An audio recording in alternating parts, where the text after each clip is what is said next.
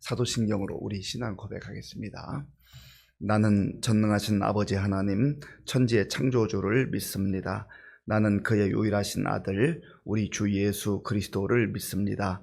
그는 성령으로 잉태되어 동정녀 마리아에게서 나시고 본디오 빌라도에게 고난을 받아 십자가에 못 박혀 죽으시고 장사된 지 사흘 만에 죽은 자 가운데서 다시 살아나셨으며 하늘에 오르시어 전능하신 아버지 하나님 우편에 앉아 계시다가 거기로부터 살아있는 자와 죽은 자를 심판하러 오십니다. 나는 성령을 믿으며 거룩한 공교회와 성도의 교제와 죄를 용서받는 것과 몸의 부활과 영생을 믿습니다. 아멘. 하나님께서 오늘 우리에게 주시는 말씀은 신명기 22장입니다.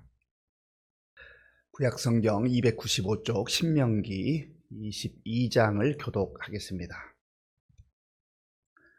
내 형제의 소나 양이 길 잃은 것을 보거든 못 본 채 하지 말고 너는 반드시 그것들을 끌어다가 내 형제에게 돌릴 것이요. 내 형제가 내게서 멀거나 또는 내가 그를 알지 못하거든 그 짐승을 내 집으로 끌고 가서 내 형제가 찾기까지 내게 두었다가 그에게 돌려줄지니 나귀라도 그리하고 의복이라도 그리하고 형제가 잃어버린 어떤 것이든지 네가 얻거든 다 그리하고 못 본 채 하지 말 것이며 네 형제의 나귀나 소가 길에 넘어진 것을 보거든 못 본 채 하지 말고 너는 반드시 형제를 도와 그것들을 일으킬지니라. 여자는 남자의 의복을 입지 말 것이요 남자는 여자의 의복을 입지 말 것이라. 이같이 하는 자는 네 하나님 여호와께 가증한 자이니라. 길을 가다가 나무에나 땅에 있는 새 보금자리에 새 새끼나 알이 있고 어미새가 그의 새끼나 알을 품은 것을 보거든 그 어미새와 새끼를 아울러 취하지 말고 어미는 반드시 놓아줄 것이요 새끼는 취하여도 되나니 그리하면 네가 복을 누리고 장수하리라. 네가 새 집을 지을 때 지붕에 난간을 만들어 사람이 떨어지지 않게 하라.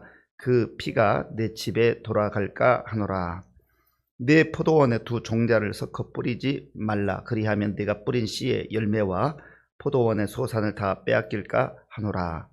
너는 소와 나귀를 경계하여 갈지 말며 양털과 배 실로 섞어 짠 것을 입지 말지니라.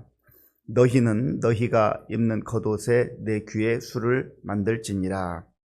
누구든지 아내를 맞이하여 그에게 들어간 후에 그를 미워하여 비방거리를 만들어 그에게 누명을 씌워 이르되 내가 이 여자를 맞이하였더니 그와 동침할 때에 그가 처녀임을 보지 못하였노라 하면 그 처녀의 부모가 그 처녀인 표를 얻어가지고 그 성문 장로들에게로 가서 처녀의 아버지가 장로들에게 말하기를 내 딸을 이 사람에게 아내로 주었더니 그가 미워하여 비방거리를 만들어 말하기를 내가 네 딸에게서 처녀임을 보지 못하였노라 하나 보라 내 딸의 처녀의 표적이 이것이라 하고 그 부모가 그 자리 옷을 그 성읍 장로들 앞에 펼 것이요 그 성읍 장로들은 그 사람을 잡아 때리고 이스라엘 처녀에게 누명을 씌움으로 말미암아 그에게서 은 100세겔을 벌금으로 받아 여자의 아버지에게 주고 그 여자는 그 남자가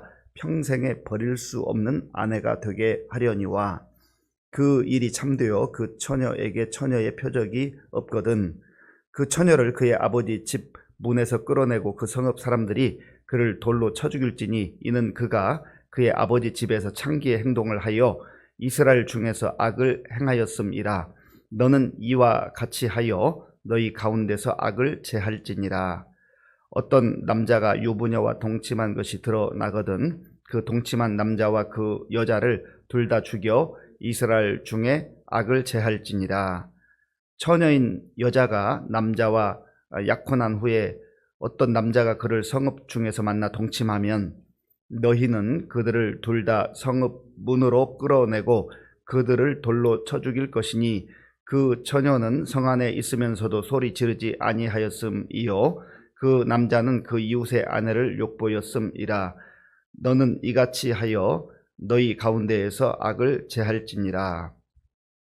만일 남자가 어떤 약혼한 처녀를 들에서 만나서 강간하였으면 그 강간한 남자만 죽일 것이요, 처녀에게는 아무것도 행하지 말 것은 처녀에게는 죽일 죄가 없음이라. 이 일은 사람이 일어나 그 이웃을 쳐 죽인 것과 같은 것이라.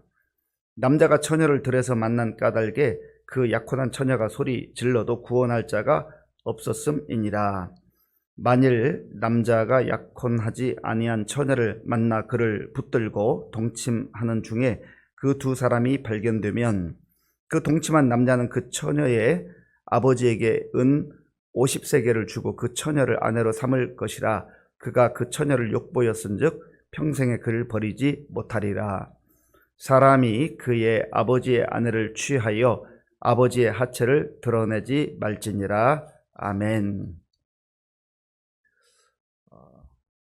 모세오경을 읽다 보면 하나님께서 먼저는 큰 틀에서 10계명, 10가지 계명을 통하여서 하나님의 자녀들이, 하나님의 백성들이 어떻게 살아야 될 것인가 하는 것을 말씀하고 있습니다. 그리고 그 10가지 계명, 10계명의 내용을 좀 더 세분화해서 일상생활 속에서 일어나는 일들에 대해서 하나님이 원하시는 것이 무엇인가 하는 것을 좀 더 구체적으로 말씀을 하십니다. 오늘 본문에도 그러한 여러 가지 내용들이 등장하고 있습니다. 먼저 앞 부분에서는 이 길거리에서 혹은 들에서 소나 양을 발견했는데 그 소나 양의 주인이 있겠죠. 그런데 그 소 혹은 양이 길 잃은 것을 못 본 채 하지 말라라고 하는 것입니다. 이 소와 양을 잃어버린 주인의 입장에서 보면 얼마나 속상하고 힘든 일이겠습니까? 그게 바로 자기 재산이잖아요. 우리도 이렇게 지나다 보면은, 생활하다 보면 물건을 간혹 잃어버리는 경우가 있습니다. 그런 경우에 얼마나 애가 타요.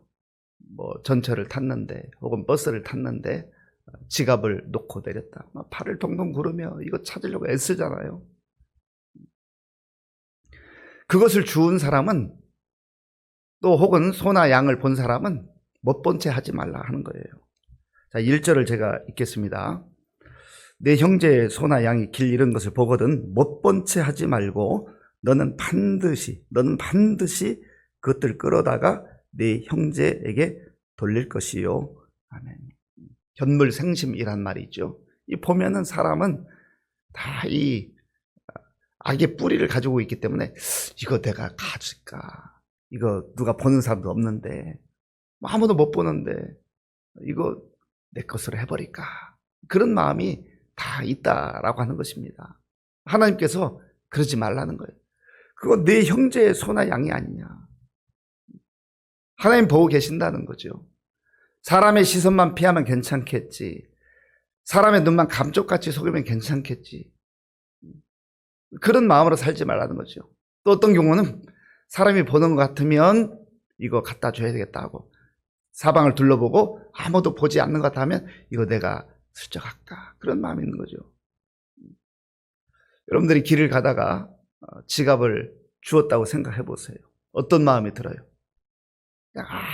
아무런 마음에 견물생심 없이, 야, 이거 정말 잃어버린 사람 얼마나 안타까울까, 그런 순수한 마음만 있습니까? 지갑을 이렇게 누구 것인가를 확인해야 되니까 보니까 현금이 많이 들어있어요. 많이 들어있으면 갈등이 일어날 수 있어요. 그게 사람이에요. 누가 장담하겠습니까?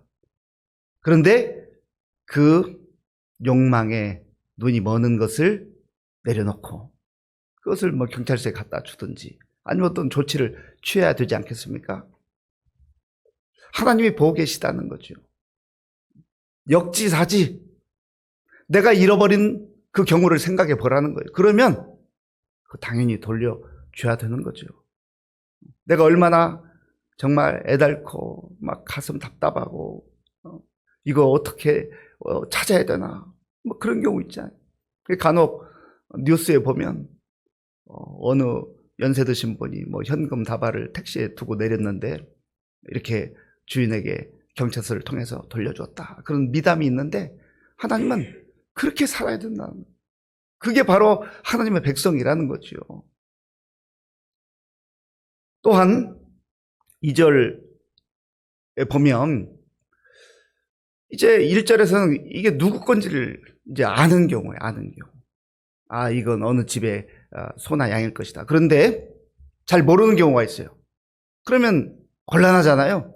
그때는 먼저 그 짐승을 자기 집으로 끌고 가서 잘 보관하고 관리를 하라는 겁니다. 그래서 사람을 수소문에 찾아서 그 돌려주라는 거예요. 하나님께서 다 보고 계시다는 겁니다. 우리가 늘 코람데오 하나님 앞에서 살아갈 뿐만 아니라 우리의 탐욕과 욕망으로 살아가는 것이 아니라 상대방을 존중하고 또 그것이 나를 존중하고 그것이 또한 하나님을 경외하는 그런 마음으로 살아가야 한다는 겁니다. 3절에 보면 나귀 혹은 의복이라도 그렇게 하라. 무엇을 얻었던지 잃어버린 것 그거 보면 못 본 채 하지 말고 반드시 그것을 찾아서 주인에게 돌려주라는 거죠. 어떻게 보면 너무나 당연한 말씀을 하는 것 같은데 왜 이런 말씀을 하겠습니까? 사람들이 이렇게 살지 못한다는 거예요. 특별히 하나님을 의식하지 않고 하나님의 시선을 의식하지 않고 사람들의 시선만 의식하며 살아간다면 사람들이 볼 때는 하는 것처럼 하는데 사람들이 보지 않으면 그 욕망에 자기도 넘어갈 수 있다라는 겁니다. 이런 것을 경계하라라고 하는 거예요. 그러면서 우리가 이제 뭐 소나 양의 문제는 아니지만 이게 뭐 물질의 문제일 수도 있고 어떤 물건의 문제일 또 돈의 문제일 수도 있는데 이런 부분에서 나는 그리스도인으로서 하나님의 자녀답게 하나님의 사람답게 살아가는가. 그런데 또 현대에는 시대가 많이 바뀌어서 좀 조심해야 될 부분도 있더라고요. 이게 지혜예요, 지혜.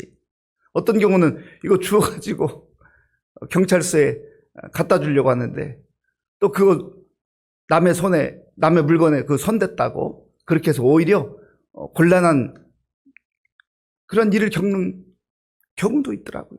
그래서 선한 일을 하다 보면 참 오해를 받을 때도 있고 또 불편하기도 하고 또 조사하기 위해서 오라 가라 이런 그런 과정은 힘들다 보니까 차라리 이거 안 하고 말지 이렇게 한다는 것입니다. 이런 부분에서 우리가 누구를 돕는다는 것 그것은 결코 쉬운 일이 아니죠. 때로는 불편할 수도 있고 어떤 경우는 오해를 받을 수도 있고 어떤 경우는 그것 때문에 손해를 당하는 경우도 있기 마련이에요. 그렇지만 우리가 정말로 하나님께서 이렇게 말씀하시는 그 근본적 뜻을 잘 마음에 새기고 그리스도인답게 하나님의 자녀답게 살아가야 한다 하는 것입니다. 그리고 5절 이후에 9절의 말씀들을 보면 어떤 말씀들은 우리가 좀 이 시대에 어떻게 이걸 적용해야 되나 하는 그런 말씀들이 있는데요. 먼저 5절 말씀을 제가 읽겠습니다. 여자는 남자의 의복을 입지 말 것이요 남자는 여자의 의복을 입지 말 것이다. 이같이 하는 자는 네 하나님 여호와께 가증한 자이니라. 아멘. 이러한 일들은 대부분의 경우 이방 우상을 섬기는 그런 이방 민족들에게서 있었던 일입니다. 이미 이 당시에 있었던 일이죠. 그래서 하나님께서 하나님이 창조하신 창조 질서 남자와 여자 이 근본적 목적은 창조 질서를 어지럽히지 말라라고 하는 그런 하나님의 뜻이 담겨져 있는 것입니다.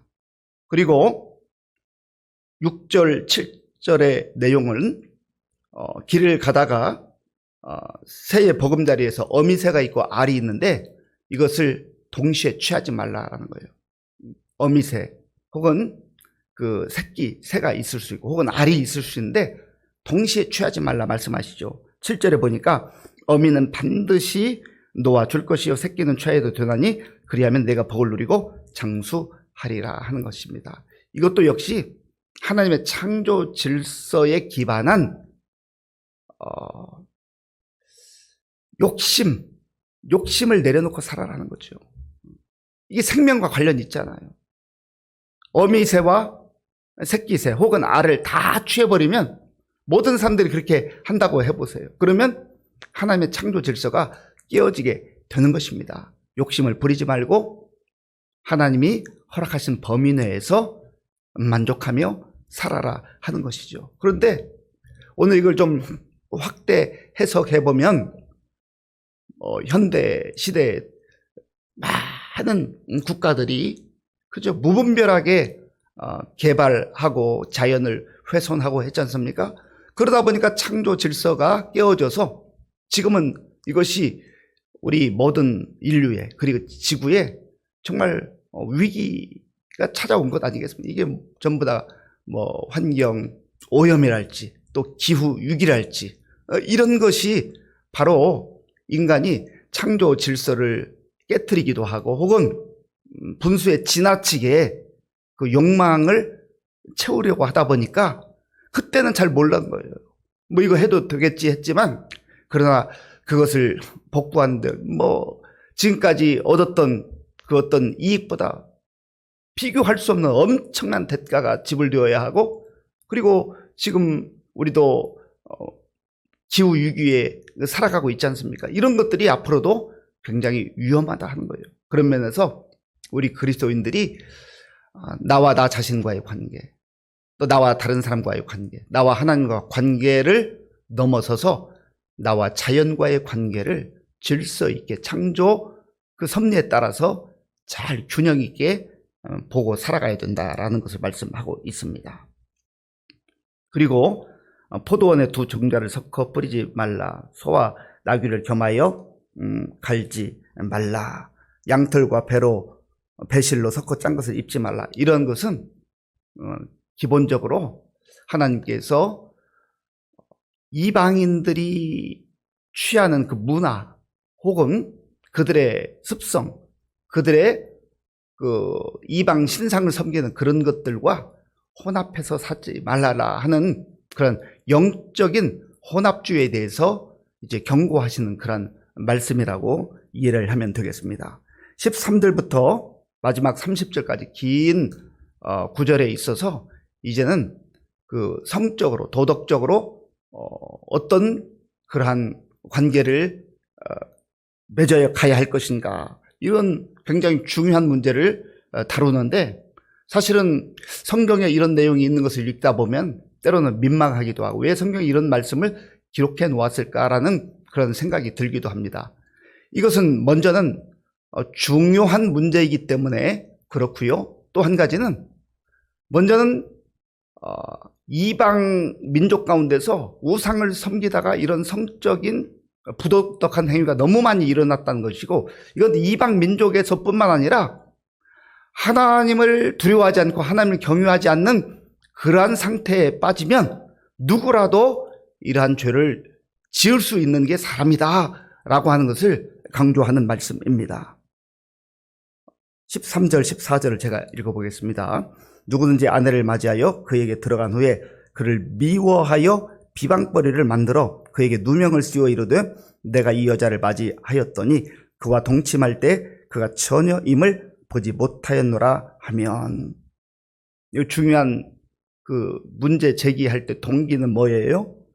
그를 미워하여, 이제 결혼해서 부부가 됐는데 그를 미워해서 비방거리를 만들려는 그런 목적이 있었다라는 거죠. 그런 면에서 처녀인 증표를 문제 삼을 때 그 처녀의 부모, 아내의 부모가 그 처녀인 혈흔 증거를 보여주는 그 자리옷을 가지고 있다가 그 성읍의 장로들의 앞에 가서 이걸 증명하면은 오히려 그 무고하게 자기 아내를 이제 힘들게 하는 그 재판에 넘긴 그 남자를 때려야 된다. 그 내용이 18절 19절에 있어요. 18절 19절을 제가 읽겠습니다. 그 성읍 장로들은 그 사람을 잡아 때리고 이스라엘 처녀에게 누명을 씌움으로 말미암아 그에게서 은 100세겔을 벌금으로 받아 여자의 아버지에게 주고 그 여자는 그 남자가 평생에 버릴 수 없는 아내가 되게 하려니와 아멘. 누명을 씌우기 때문에 태형 때리고 그 다음에 벌금 은 100세겔을 그 아내 아버지에게 줘야 된다. 그러니까 이 동기 자체가 누명을 씌우려고 했고 미워움이 있었고 비방거리를 만들어서 문제를 삼고자 했던 것이죠. 그런데 실제로 이 남편이 주장하는 것 같이 처녀인 그 혈연이 없다고 한다면 성읍 사람들이 그 여자를 끌어내어서 돌로 쳐서 죽이라 말씀하세요. 엄격하게 하나님께서 말씀하시죠. 왜 그렇습니까? 이 당시에 그 주변 국가에 이런 일들이 너무 많이 있었다라고 하는 것입니다. 그런 면에서 하나님의 자녀들이, 하나님의 백성들이 이 성적인 문제에서 하나님 앞에서 순결하고 거룩하게 살아가야 할 것을 말씀하시는 것이죠. 22절 이후에 보면 어떤 남자가 유부녀와 동침한 경우에 그 둘 다를 죽여서 이스라엘 중에서 악을 제할지니라. 그리고 23절 이후에 보면 처녀가 약혼을 했는데 그 성읍에서 어떤 남자에 의해서 남자와 동침을 하면 그 둘 다 문제가 있다는 거예요. 성읍에서는 사람들이 있기 때문에 소리를 질러서 위험 신호를 보내야 한다는 것이죠. 그런데 그렇게 하지 않았기 때문에 둘 다를 하나님께서 처벌하라 말씀하신 거예요. 그런데 들판에서 그런 일이 일어났다고 한다면 이 여자 입장에서는 어떻게 해볼 수가 없기 때문에 그 남자를 문제 삼는 것이죠. 이런 모든 성적인 문제를 길게 다루시는 그 이유는 역시 하나님 앞에서 우리가 성이라고 하는 것은 정말 거룩한 선물로 부부간에 주신 아름다운 선물로 받은 것인데 부부 이외에 하나님을 무시하고 또 하나님을 의식하지 않고 하나님 말씀에 불순종하고 욕망에 따라서 살아가는 모든 그러한 부분에 하나님께서 경고의 말씀을 하시고 거기에는 반드시 대가가 지불된다라고 하는 것을 말씀하고 있는 것입니다. 사랑하는 성도 여러분, 오늘 우리 일상생활 속에서 일어날 수 있는 이런 세세한 일들을 하나님께서 율법을 통해서 주시는 것은 우리가 정말로 하나님의 자녀다운 삶, 늘 코람되어 하나님 앞에서 하나님을 의식하고 살아가는 삶, 그리고 하나님께서 주신 물질이든 또 이 성적인 문제들, 이 모든 것들을 하나님의 허락하신 범위 내에서 아름답게 누리지만 그러나 하나님의 금하신 그러한 욕망에 따른 내용들에 대해서는 엄격하게 경고하시고 반드시 심판이 있다라는 것을 말씀하고 있는 것입니다. 이 말씀을 오늘 우리의 마음에 잘 간직하시고 하나님의 자녀답게 하나님의 사람답게 늘 하나님의 시선을 의식하고 그리고 거룩한 삶, 경건한 삶을 살아가는 저와 여러분들이 될 수 있기를 바랍니다. 아버지 하나님 감사합니다. 오늘 우리에게 주신 말씀을 마음에 깊이 새겨봅니다. 아버지 하나님, 오늘 이 시대에 우리가 이 말씀을 어떻게 적용해야 될 것인가를 깊이 묵상하게 하시고 하나님 앞에서 하나님이 기뻐하는 삶을 살아갈 수 있도록 주님 인도하여 주시옵소서. 예수님의 이름으로 기도하옵나이다. 아멘. 주기도문으로 예배를 마치겠습니다. 하늘에 계신 우리 아버지, 아버지의 이름을 거룩하게 하시며 아버지의 나라가 오게 하시며 아버지의 뜻이 하늘에서와 같이 땅에서도 이루어지게 하소서. 오늘 우리에게 일용할 양식을 주시고 우리에게 잘못한 사람을 용서하여 준 것 같이 우리 죄를 용서하여 주시고 우리를 시험에 빠지지 않게 하시고 악에서 구하소서. 나라와 권능과 영광이 영원히 아버지의 것입니다. 아멘. 오늘 우리에게 주신 말씀, 하나님의 뜻이 무엇인가?